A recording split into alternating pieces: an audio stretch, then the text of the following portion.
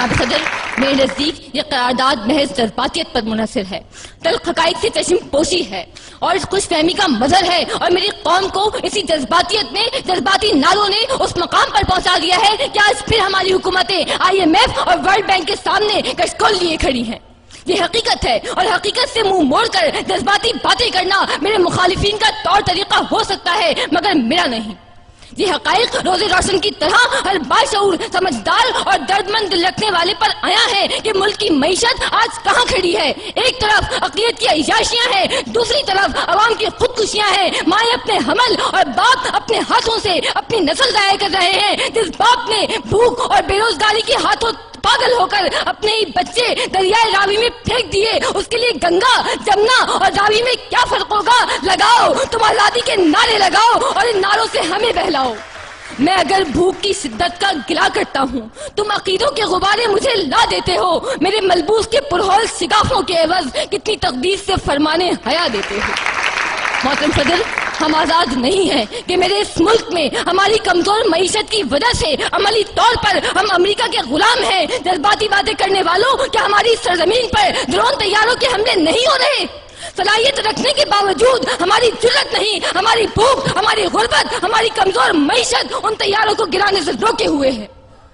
محترم صدر، یہ کس قسم کی آزادی کی بات کر رہے ہیں جہاں لوگ بھوکے، بے روزگار، بے آسرا اور بے اما ہیں؟ نام رکھا ہے اسلامی جمہوریہ پاکستان، دین ہے اسلام، قومی اسمبلی کے باہر لکھا ہے کلمہ طیبہ اور میراثی فن کرتے ہیں مغربی جمہوریت کا۔ خبروں، رپورٹوں اور تبصروں کی بیساکھیوں پر چلنے والے یہ دانشور نہیں جانتے کہ جمہوریت کی اس چند گھروں تک محدود رکھیل اور داشتہ نے کتنے گھر اجاڑ دیے۔ محترم صدر، میں قائد ایوان کے سوال کے جواب میں سوال کرتی ہوں کہ کیا ہمیں پاکستان اسی لیے دیا گیا تھا کہ ہم یہ دیکھیں کہ لاقانونیت اور معاشرے کی جڑوں میں تیزاب کی طرح پھیلی ہوئی کرپشن اپنی آخری حدود سے بھی تجاوز کر چکی ہے، ڈینجر زون عبور کر چکی ہے، معمولی سے معمولی اور جائز کام کے لیے بھی دام درکار ہے۔ سماج ایک شفاف منڈی میں تبدیل ہو چکا ہے جہاں قدم قدم پر میرٹ مطلوب ہے، جہاں محکمہ تعلیم جہالت کی تھوک منڈی ہے، جہاں عدالتوں میں انصاف ملتا ہے، جہاں قانون ساز قانون کی بوٹیاں نوچنے میں فخر محسوس کرتے ہیں، اور جہاں عوام اور اقتدار دو مختلف بلکہ متضاد قوتوں کا نام ہے۔ ملک کی آزادی پر بات کرنے سے پہلے ضروری ہے کہ اسے ملک بنایا جائے، اور اسے ملک بنانے کے لیے ضروری ہے کہ سب سے پہلے محدود اقلیت کے ہاتھوں سے اس کا ناجائز قبضہ چھڑوایا جائے اور اقتدار عوام کو واپس دلایا جائے۔ مجھے امید ہے کہ تمام حقائق کو مد نظر رکھتے ہوئے یہ باشعور ایوان اس قرارداد کو مسترد کر دے گا۔